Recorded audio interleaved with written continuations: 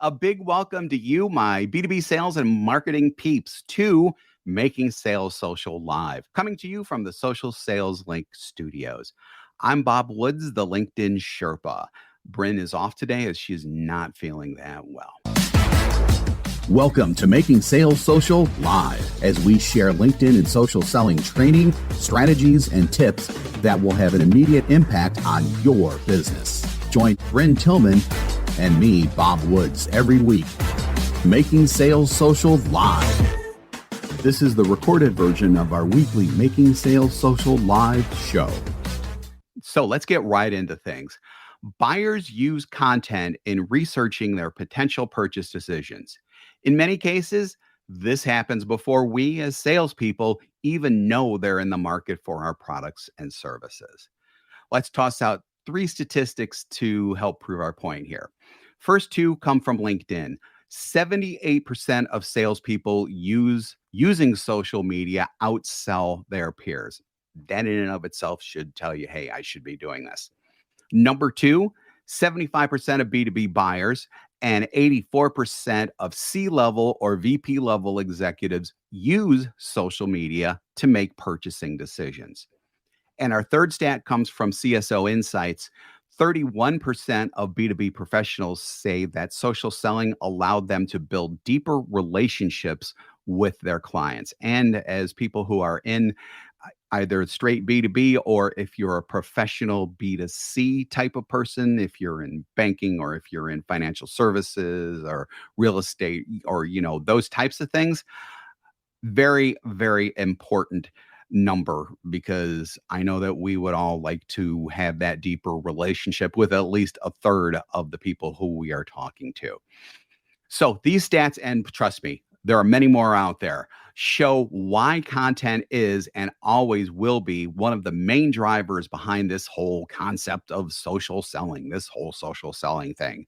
You're attracting people with your content to your message so you can begin the sales process with a great quality conversation that's not salesy in nature. We don't like salesy people. I know I certainly don't. So before we get started in the nitty-gritty, let's frame what good content is from an overall standpoint for social selling. It's pretty simple. You need to engage your audience of prospects before they know they need you, so that you can start the conversation with them, and you're the one who's educating them and leading them to the next step, as our statistics just proved.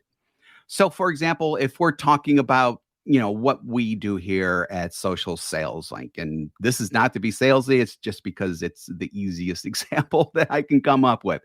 So we're talking about prospecting on LinkedIn.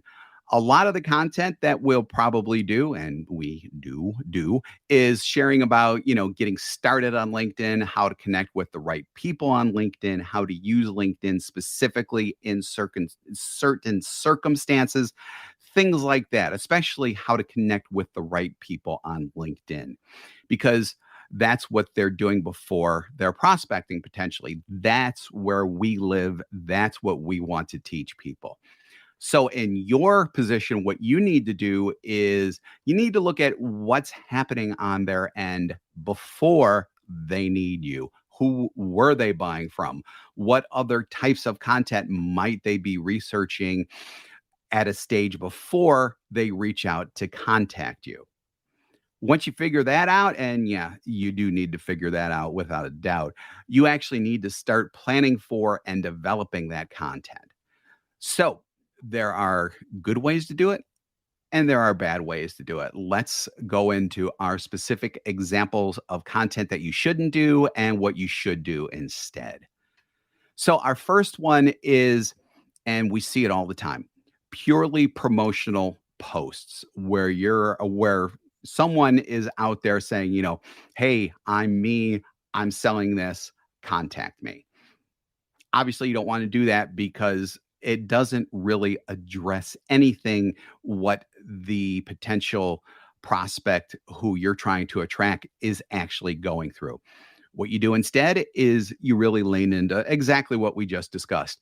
Content that creates curiosity and gets prospects thinking differently, and that's key, thinking differently about their current situation. Because if they're not thinking about their current situation, and if they're not thinking differently about it, why are they going to buy anything from you? If they're locked into doing the same thing over and over again, wanting different results, like the old quote says, why are they even going to do it? You need to get them to think differently. When they think differently, their minds are going to open up to new possibilities and things like that.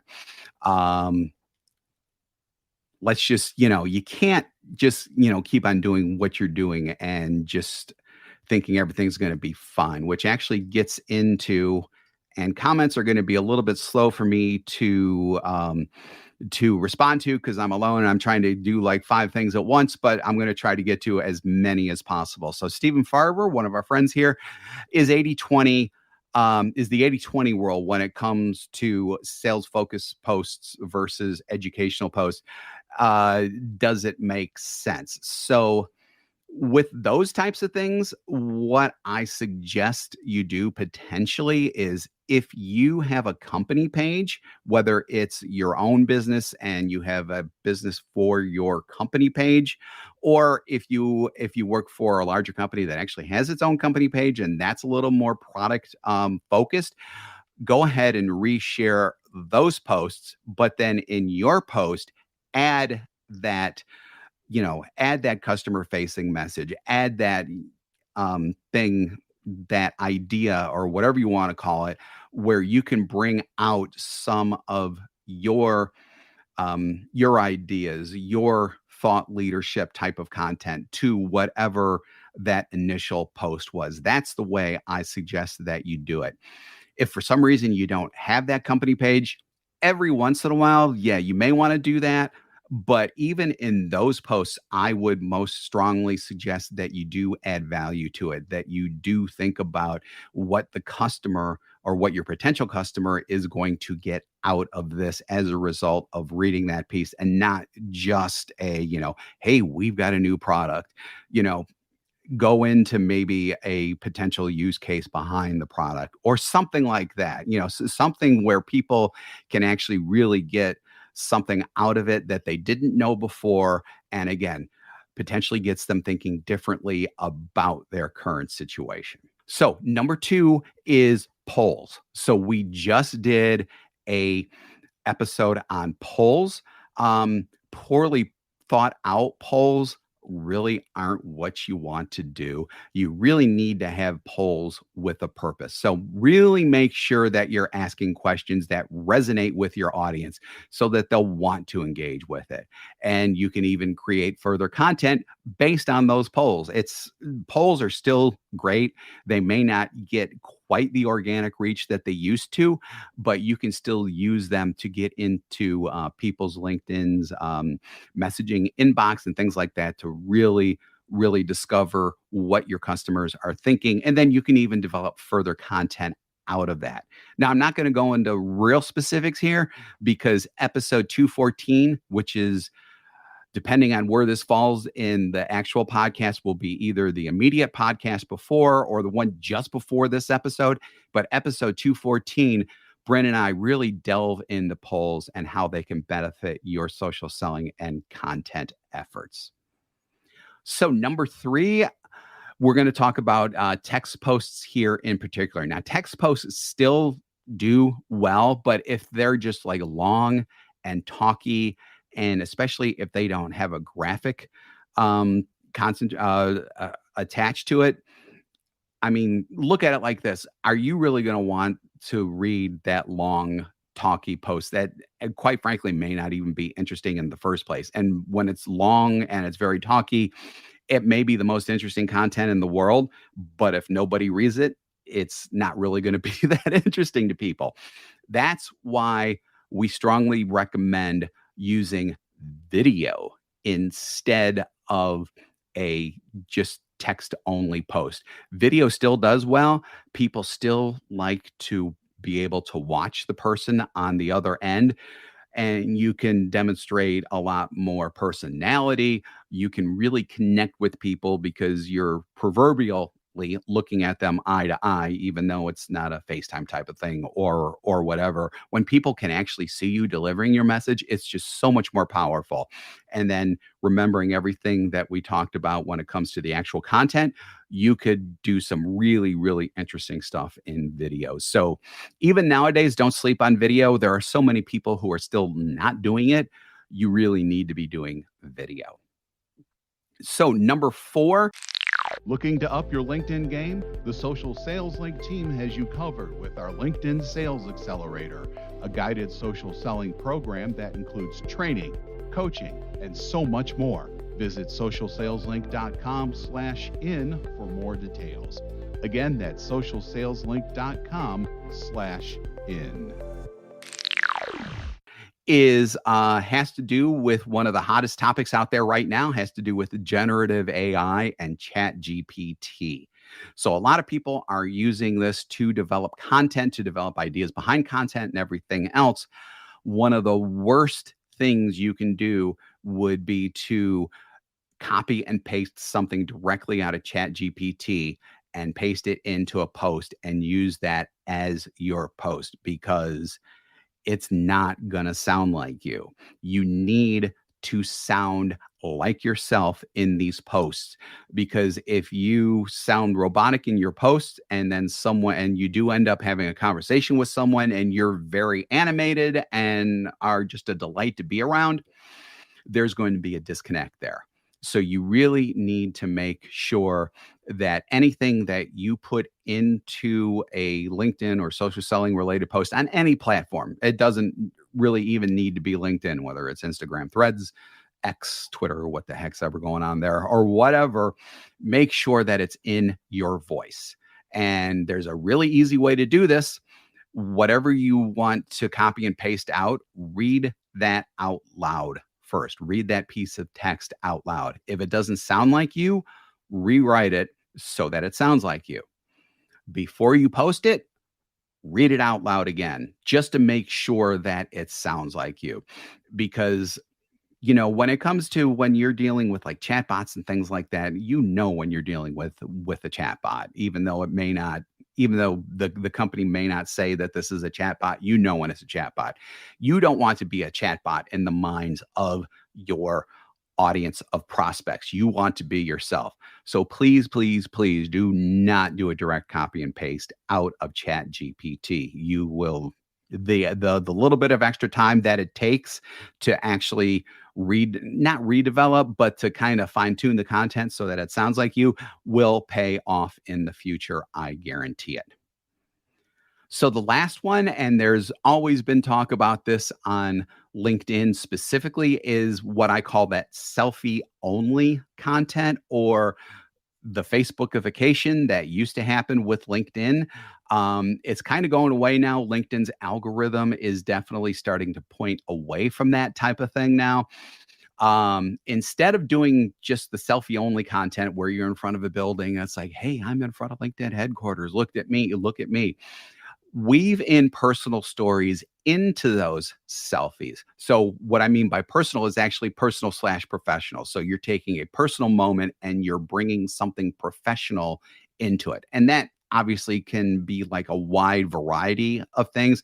But if for example, let's say I was at LinkedIn very recently, I learned so much when I was there when it comes to collaborative articles. I actually did a post based on that with some selfies from there, but then within the actual post, I weaved in thought leadership, educational content about collaborative articles. And that post worked because I was actually educating people about that. You can do that type of thing with selfies, but you can't just be posting Instagram style types of things on, hey, this is great food or whatever. If you were at a place that had great food, but you learned something professionally from it, that's a potential post. So take the extra step and just don't do selfie only content. I really think that that's very important, because you do want to show personality. You do want to show a little bit of yourself, because let's face it, in the sales process, when you're talking and having conversations with people, you are sharing portions of yourself within those conversations. just take that type of thing over to LinkedIn. You don't want to do, TMI, too much information in anything professional, at least in my opinion. Some people do that, and that's fine for them. I'm not like that. But I do want to share certain elements of my personality out there, just like what I'm doing right now on the podcast. When you do that, you just appear to be a much more human person while at the same human person. That makes sense, doesn't it? But yeah, much more of a well-rounded person rather than that chat GPT copy and paste stuff that some of you may be doing. Don't do that. This all goes back to personality. This all goes back to the fact that, you're going to be dealing with these people.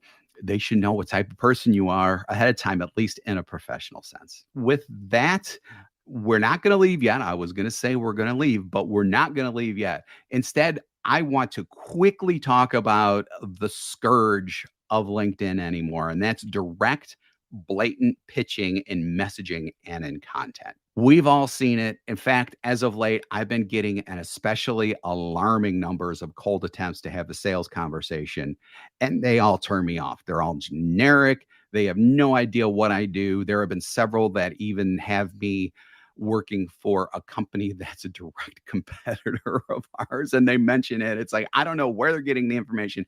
Obviously, it's all wrong. It's all bad. Don't do it. LinkedIn and social selling aren't about cold contacting. It's all about developing relationships. You do that by, getting referrals, commenting on their content when they share, reacting and adding to comments when they come through on your content. And that's especially important. So many different ways to do this without being that, stereotypical finger snapping salesperson who's only interested in closing another deal. Sign on the dotted line right here. Once you're done, you're done. I don't care. You don't want to be that person. You want to engage them, really find out what their needs are, and then have content ready that helps them on their buyer's journey. You've got to get them to lean in and go, yeah, that's interesting. I really want to learn more about that. And then teach them something new, because as I said before, when you teach them something new, their mind expands and they want to learn even more. It creates in their mind that you're a thought leader and a subject matter in your industry.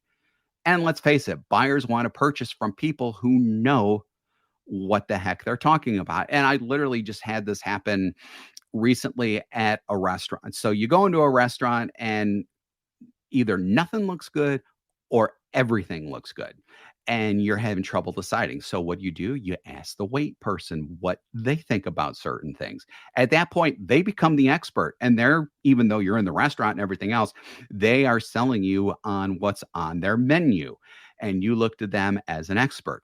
Same thing with us, except obviously we're in a little bit of a different position because we don't necessarily have people in the restaurant already, but still it's the same basic idea. So there's all different types of content that can lead them on their way in their buying experience.